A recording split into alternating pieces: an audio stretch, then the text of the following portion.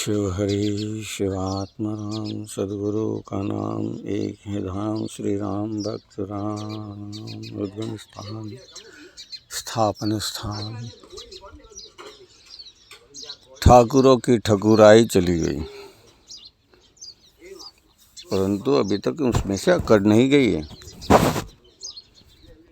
ठाकुरों की ठकुराई चली गई, परंतु अभी तक उसमें से अकड़ नहीं गई है। और अकड़ नहीं गई है, इसीलिए वो मुक्त नहीं हो पा रहे हैं, राख नहीं हो पा रहे हैं। अपना ही इस तरह सा अंक बनाया हुआ है, जैसे मेरे पिता कहते हैं कि वर्दी जल गई पर वट नहीं गया। वर्दी यानी कि डोरी। जैसे हम देखते हैं कि मूंछ की बनी हुई डोरी है, एक किनारे से उसमें आग लगा दी जाए तो वो जलती चली जाएगी, जलती जाएगी, जलती जाएगी, और जलते हुए वो ऐसे ही अपना अकड़ बनाए रखेगी, वो राख नहीं होगी। जबकि नारियल से बनी हुई वड़की होती हैं, उसे एक तरफ से जलाओ और दूसरी तरफ जलने के बाद वो राख होगी, गिरती चली जाती है। अब समझ में आ रहा हो तो अच्छी बात है, नहीं समझ में आ रहा हो तो कोई बार बार समझाने की मुझे ज़रूरत नहीं है। वो तो तुम्हारे जो भीतर बना हुआ है वही तुम्हें समझाएगा। तुम्हारे भीतर तुम्हारा स्वार्थ बना हुआ है, तुम्हारे भीतर तुम्हारा स्वार्थ बना हुआ है, तुम्हारे भीतर तुम्हारा स्वार्थ बना हुआ है। स्वार्थ ही है जो तुम्हें अपने से दूर किए जा रहा है। अरे इतना तो सोच ले, तेरे आने से पहले इस दुनिया में क्या था? तेरे इस संसार में माता के पद्म पंखुड़ियों से बाहर आने से पहले तेरे पास क्या था? और आज तेरे पास जो है वो तेरा तो है नहीं, वो यहीं का है, ईश्वर का है। और ईश्वर की इस संपत्ति पर तूने अपना आधिपत्य, अपना अधिकार, अपना हक, अपनी अधीनता उसको प्राप्त की है। सोचते हो तुम ये धन मेरा है, मेरे पास रहेगा, इससे मेरे संतान यानी लड़कों के लड़के, लड़कों के लड़के, बच्चों के बच्चे, बच्चों के बच्चे और मेरा परिवार कुटुंब सुखी होगा। सुखी कैसे होगा? सुखी होने के लिए तो तुम्हें सब कुछ त्यागना है, और तुम पकड़ कर बैठे हो। जिसने जिसने पकड़ा है उसने वो मुक्त नहीं हुआ है, और जिसने छोड़ा है वही मुक्त हुआ है। जैसे नदी में आप बह रहे हो, तिनकों को पकड़ोगे तो तिनका तुम्हें बचाने वाला नहीं है, परंतु वो तिनका तिनका तिनका इकट्ठा होकर जहाँ से ये तिनका निकला है, वो तिनका यानी कि वृक्ष की जड़, वृक्ष की डाली, वो तुम्हें इस बहते हुए पानी से बचाएगी। अब समझ में आ रहा हो तो जीवन में अपना लेना, नहीं समझ में आ रहा हो तो कोई बात नहीं। आपने सुना और किसी ने कहा, मैं कहने वाला कौन? कहने वाले तो वो श्री सद्गुरु शिवात्मा रामदास हैं, जो इस दशरथ में व्याप्त हो रहे हैं। इसमें राम विराजमान है, ये अयोध्या नगरी यानी हृदय कमल है मेरा।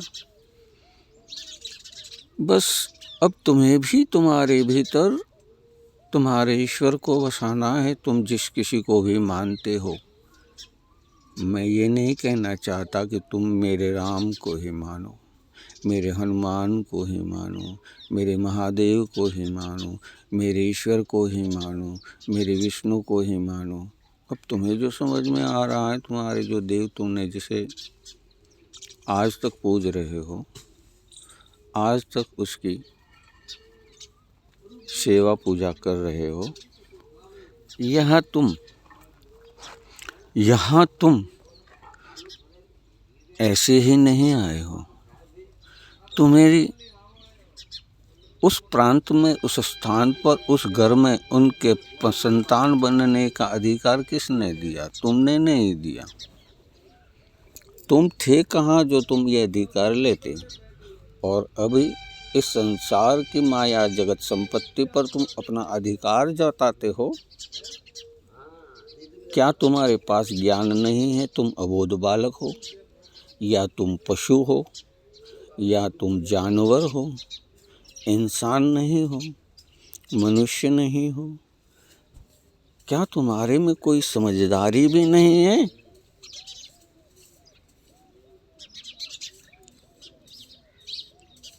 समझदारी तो तुम्हारे में इतनी भरी पड़ी है कि दूसरा अगर कोई गलत करता है तो तुम तुरंत उस पर एलिगेशन करते हो, तुम उस पर लांछन लगाते हो, तुम उसको गुनहगार समझते हो, तुम उसको गुनहगार समझकर उसको दंडित करना चाहते हो। परंतु तुम जो भूले कर रहे हो उसके लिए तुमने क्या किया? उसको सुधारने के लिए तुमने क्या किया? कुछ नहीं किया ना। खुद की भूलों को सुधारने के लिए कोई हमें दूसरा अपनी भूल बताता है तो हम आवेशित हो जाते हैं, आक्रोशित हो जाते हैं, गुस्सा करने लगते हैं, उस पर त्राहि करने लगते हैं। अब तुम जो समझ में आ रहा हो तो इसको भी समझ के अपने जीवन में क्या करना है वो अपना लो। बाकी तो इस संसार में 184 में आकर चले जाओगे, फिर मनुष्य जन्म में आओगे, फिर मनुष्य जन्म में आओगे और इसी तरह 184 पशु वृत्तियों में जीते चले जाओगे तो तुम्हारी मुक्ति होगी कैसे? तुम्हारी मुक्ति करने के लिए तुमने मनुष्य जन्म जो पाया है, अभी भी तुम्हें जो समझ में आ रहा हो तो समझ लो, नहीं समझ में आ रहा हो तो फिर तुम इसको बार बार सुनोगे, बार बार सुनोगे, बार बार सुनोगे और समझने की कोशिश करोगे। सिर्फ सुनने से कुछ नहीं होता। जैसे इस रिकॉर्डर में मेरे गुरु की वाणी उसमें अंकित हो रही है, परंतु ये समझ नहीं पाता कि इसको क्या करना है, क्योंकि ये स्थूल है और तुम तो चलायमान चेतन व्यक्ति हो, जिसमें भी मनुष्य हो तुम, और मनुष्य तुम हो तो तुम्हें सोचना है कि तुम जिस किसी भी देव को मानते हो उसके पास जाना है। तो कोई देव किसी को वध करने के लिए नहीं कहता, किसी की हत्या करने के लिए नहीं कहता, किसी को दुख पहुंचाने के लिए नहीं कहता, किसी पर आत्मा को कष्ट देने के लिए नहीं कहता, कोई भी देव नहीं कहता, कोई भी संत नहीं कहता। तो फिर तुम किस संत को मानकर ये त्राहिमाम आतंक फैला रहे हो? जानता हूँ इस संसार के अंदर शुक्राचार्य नाम के वो दैत्य गुरु हुए हैं और इस तरफ देव गुरु हुए हैं। अब दोनों में भेद तो यही है, दोनों में समझना भेद तो यही है कि एक ईश्वरीय शक्ति को जानता है जो देव हैं, और एक राक्षस, दानव, यक्ष इत्यादि शैतानी जातियों में जन्म लेने वाले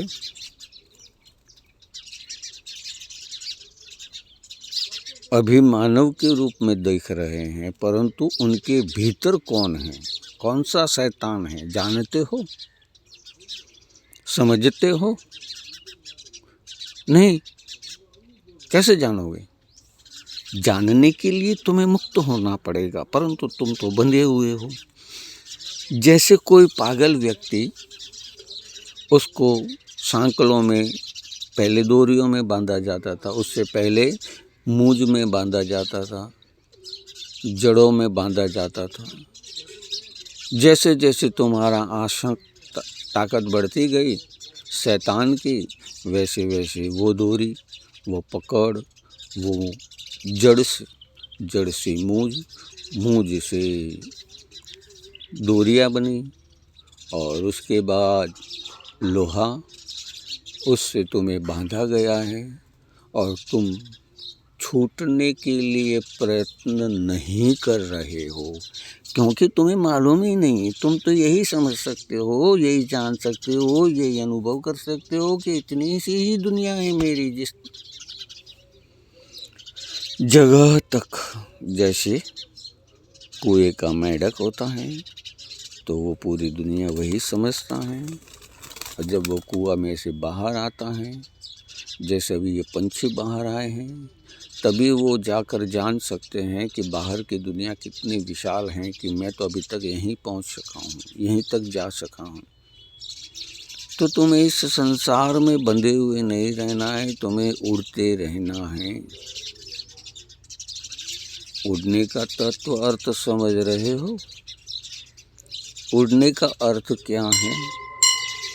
माया में नहीं उड़ना, माया के वशीभूत होकर अहंकार नहीं करना, माया के अधीन होकर किसी पर आधिपत्य नहीं जमाना, माया से ग्रसित होकर दूसरों को वश करने का प्रयत्न नहीं करना, वरना तुम्हारा नाश हो जाएगा। और तुम अमर होना चाहते हो तो प्रेम बरसाना चालू कर दो। जिसने करुणा बरसाई है वही ईश्वर हुआ है। जिसने करुणा बरसाई है वही ईश्वर हुआ है। और करुणा तुम में कितनी है वो तुम जानते ही नहीं हो, क्योंकि वो तो भीतर दबी हुई है तुम्हारे, और बाहर तुम शैतान बने हुए हो, क्योंकि तुम्हें तुम्हारे शरीर की सुख सुविधा आराम इसकी ज़रूरत आन पड़ी है। और ज़रूरत आन इसीलिए पड़ी है कि तुम्हें तुम्हारे शरीर को अमरत्व समझ रहे हो। तुम समझ रहे हो कि तुम्हारा ये देह अमर हो जाएगा। कितनी बार समझाया है, कितने जन्मों तक तुम्हें समझाया है, तुम फिर भी नहीं समझ पा रहे हो, तो फिर मैं क्या कर सकता हूँ। क्योंकि तुम्हारे शैतानियत ने तुम्हें इतना दबा दिया है कि तुम्हारे भीतर से तुम्हारा प्रेम उपज ही नहीं रहा है। भीतर से तुम्हें तुम्हारा स्वार्थ ही तुम्हें बाध्य कर रहा है। भीतर से तुम्हारा स्वार्थ तुम्हें छोड़ने को नहीं कह रहा है। और चाहिए धन, और चाहिए दौलत, और चाहिए पैसा, और चाहिए जागीरी, और चाहिए सत्ता, और चाहिए सब कुछ और चाहिए। परंतु ईश्वर जिसने तुम्हें ये शरीर मनुष्य जन्म देह अवतार देह मुक्ति का द्वार वहाँ के ला दिया है, वहाँ के लिए ला दिया है, मुक्ति के लिए, मुक्ति द्वार पर। नहीं तो लख 84 तो थी ही ना, वहाँ से तुम भुक्तमान करते हुए आए हो। अब तुम्हें और तो क्या कहूँ।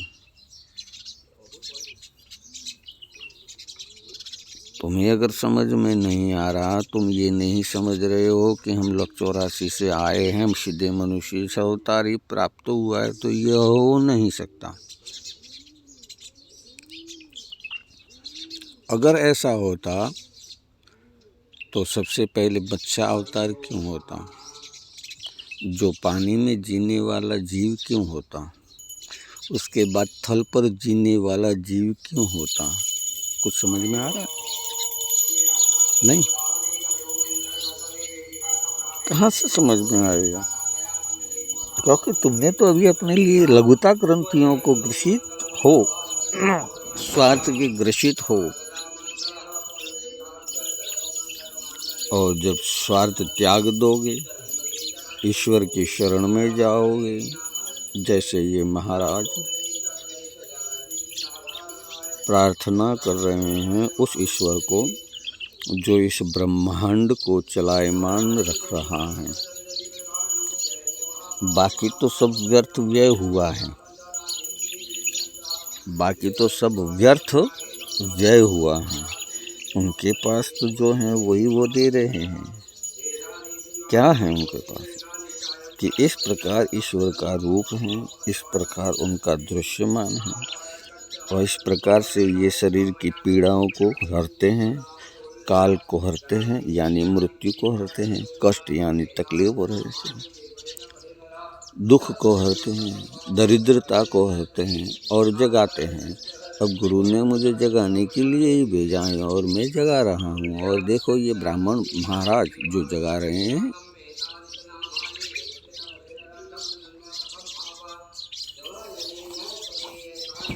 सात जन्मों में किए हुए। इस तरह से तुम उनका ध्यान करोगे तो तुम्हारे भीतर पाप व्याप्त नहीं होगा, द्वेष व्याप्त नहीं होगा, कष्ट व्याप्त नहीं होगा, दुख व्याप्त नहीं होगा। ऐसा नहीं है कि तुम अविरत इनको याद करते रहो, कि इसी तरह तुम ईश्वर का नाम बोलते रहो, आराधना करते रहो। तुम्हारे अंदर भीतर से तुम्हें परिवर्तन लाना है, सिर्फ दिखावा नहीं करना है। दूसरे किसी जीव को कष्ट हो रहा है और तुम्हें उसका दुख अनुभव हो रहा है, पीड़ा अनुभव हो रही है, तो तुम्हें मनुष्य हो, वरना तो तुम ही प्राणी हो। तुम भी वो जीव हो जो पशु वृत्तियों में जीते हैं। इन सभी श्रेष्ठ में इंड से, पिंड से, उष्मा से और स्वेदज से तुम उत्पन्न हुए हो। ये जो पिंड हैं वो उन पशु वृत्तियों का है जो धीरे धीरे पशुओं में से मानव बनते हैं। इसीलिए तो शिव जी के गण, उन्होंने नंदी उनके वाहन हैं और उनका पुत्र जो मानव देह शरीर को धारण किए हुए था, जिसमें अहंकार बसा हुआ था, उस अहंकार का नाश स्वयं शिव ने यानी महाकाल ने किया है। आप देख रहे हैं, आपने पढ़ा हो, फिल्म, टीवी, सीरियल इत्यादि में कहीं देखा हो। अगर आपने नहीं देखा है तो आप महादेव या श्री गणेश, यह सीरियल अभी जो मोबाइल में भी देखी जाते हैं और टीवी में भी समझाई जाती हैं, अब वो देख लो। मनुष्य का देह काट कर उसे क्या किया, हस्ती का सिर लगाया। यानी तुम्हें हाथी जैसा मदमस्त बन जाना है। तुम जहाँ से गुजरोगे वहाँ अनेकों कुत्ते भौंकते रहेंगे, क्योंकि वो ये इसलिए भौंक रहे हैं कि यह मुझ में भाग लेने के लिए आया हुआ है, परंतु उसे ये मालूम नहीं है उन कुत्तों को कि ये भाग लेने नहीं आया है, सभी में ज्ञान जगाने आया है, बुद्धि जगाने आया है, विवेक जगाने आया है कि देखो मैं मांस नहीं खाता, सिर्फ वृक्ष यानी वृक्षों की डालियाँ, पंखुड़ियाँ, फूल, पत्ते, बीज इत्यादि का आहार करता हूँ, जिससे मैं इतना बलवान हूँ, इतना शक्तिशाली हूँ, इतना सुदृढ़ हूँ और इतना एक चित्त मन से स्वयं को जानने वाला हूँ। वही गणपति का सिर है, वही गजानंद हैं, वही जो लक्ष्य ईश्वर को बनाकर मातृदेवो भव, पितृदेवो भव, आचार्य देवो भव, अतिथि देवो भव, सर्वेभ्यो देवेभ्यो सर्वदेवी देवता, यानी ये शरीर हैं, इसमें दाहिना मस्तिष्क और बायां मस्तिष्क ये शिव और शक्ति का है, जिसमें हृदय कमल में ब्रह्मा जी का निवास है और नाभि कमल उसके वहाँ क्षीर समुद्र जो हमारा मूत्राशय है उसके ऊपर विष्णु का निवास है। समझ में आ रहा हो तो तुम्हारे भीतर ही है ये सारी संसार, ये सारा वेद, ये सारा पुराण, ये सारे ग्रंथ, ये रामायण, ये महाभारत। तुम बाहर भटक कर जानना चाहते हो सकता है तुम उसे प्राप्त कर लोगे, नहीं हो सकता। हो सकता है तुम उसे प्राप्त करने के लिए अविरत प्रयत्न करते रहोगे, नहीं हो सकता, क्योंकि ये शरीर तो क्षण मात्र के लिए ही प्राप्त हुआ है। जैसे पानी में होने वाला बुलबुला, उसकी उम्र क्या होती है समझ सकते हैं आप। ये वो ही बुलबुला नहीं है, ये उस क्षण मात्र को भी वो पानी में मिल जाता है, जबकि हम पानी में नहीं मिलते हैं, हम आकाश में नहीं मिलते हैं, वायु में नहीं मिलते हैं। पंचमहाभूत तत्व है संसार में, जानते हैं ना आप। ये पंचमहाभूत तत्व को कौन पकड़ के रखता है? शिव और शक्ति। जहाँ से ये संसार चलायमान हो रहा है, ये जो तुम्हारे मस्तिष्क हैं उसी में है। तुम्हारे विष्णु को ब्रह्मा से मिलने नहीं देते हो, और ब्रह्मा को वो ज्ञान अनुभव नहीं करने देते हो जो शिव और शक्ति के द्वारा तुम्हें प्रारूपित किया हुआ है। तुम्हारा तीसरा मस्तिष्क जो छोटा सा है, उसमें इतनी ब्रह्मांड की सारी ही अंकित की हुई, जो तुमने इतनी जन्मों से प्राप्त की हुई, वो सारी स्मृतियाँ उसी में हैं। इसीलिए तो कहते हैं ना, स्मृति प्राणोक्त फल प्राप्त्यार्थी। स्मृति के अंदर जो है हमारे, वो प्राण को ऊर्जा शक्ति प्रदान करने वाले, ऊर्ध्वगति प्रदान करने वाले, और जो प्राण में स्मृति से उत्पन्न हुआ है और उसका सदुपयोग करने वाला वो ब्रह्म, यानी हृदय कमल में विराजमान, जहाँ से हम विचार उत्पन्न करते हैं, ये मेरा हो जाए, वो मेरा हो जाए, ये मैं ले लूँ, वो मैं ले लूँ, ये छीन लूँ, वो छीन लूँ, ये मेरे अधिपत्य में हो जाए, मैं सर्व से श्रेष्ठ हो जाऊँ, और दूसरों को नाश करना ही चाहते हैं, दूसरों का हनन करना ही चाहते हैं, दूसरों को कष्ट पहुंचाकर उनको मृत्यु दंड यानी देह विहीन करना चाहते हैं। उनको अपने वश किया था तब तक तो कोई कष्ट नहीं था, परंतु तुम उस जीव का इतना शोषण करोगे कि वो जब तक दूध देती हुई गौ माता थी तब तक तुमने उसको पालन पोषण किया, और जब उस गौ माता ने दूध देना बंद कर दिया, वो तो उसकी प्रकृति है, उसमें उसका कोई दोष नहीं है, तब तुमने उसको भोजन देना बंद कर दिया, तुमने उसको संभालना बंद कर दिया, तुमने उसका जतन बंद कर दिया, तुमने उसका ध्यान रखना बंद कर दिया, तुमने अपने ही स्वार्थ के लिए उसको पाला था।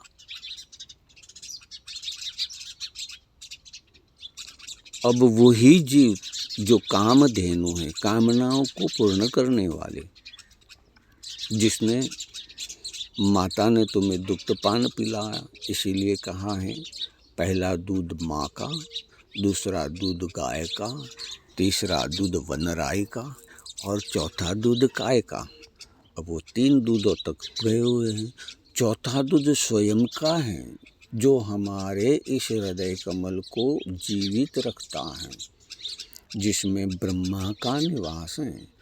वो शिव और शक्ति जो हमारे दाहिने मस्तिष्क और बाएं मस्तिष्क में विराजमान है, वहाँ से अमृत बूंद हमेशा झरती रहती हैं। इसीलिए हमारी आँखें, नाक, कान, जिह्वा और हमारा पूरा शरीर उससे आश्रित रहता है। उसके ऊपर जैसे अमृत बूंद नहीं गिरती तो हमारी जीभ सूखने लगती, और ध्यान रखना, मृत्यु उसके ही निकट आती है जिसकी जीभ सूखती चली जाती है, क्योंकि उसमें से पानी का रस खत्म होता है, सूख जाती है, जाड़ी पड़ जाती है। तो शरीर में पानी की मात्रा क्यों ख़त्म हो गई? क्योंकि शिव और शक्ति ने उसे अम्मी पान देना बंद कर दिया था। अब तुम अम्मी पान चाहते हो तो इंसान बन जाओ, दूसरे पर दया करो, करुणा करो, पशु मात्र पर, जीव मात्र पर करुणा करो। किसी का वध करने से तुम्हें परमात्मा प्राप्त नहीं होगा, किसी को कष्ट देने से तुम्हें परमात्मा प्राप्त नहीं होगा, किसी को दुखी करने से तुम्हें परमात्मा प्राप्त नहीं होगा। तुम्हें परमात्मा को प्राप्त करना है तो तुम जिस तरह से अपने परिवार का पालन पोषण करते हो, उसी तरह से तुम सारी दुनिया को समझो कि ये मेरा परिवार ही है।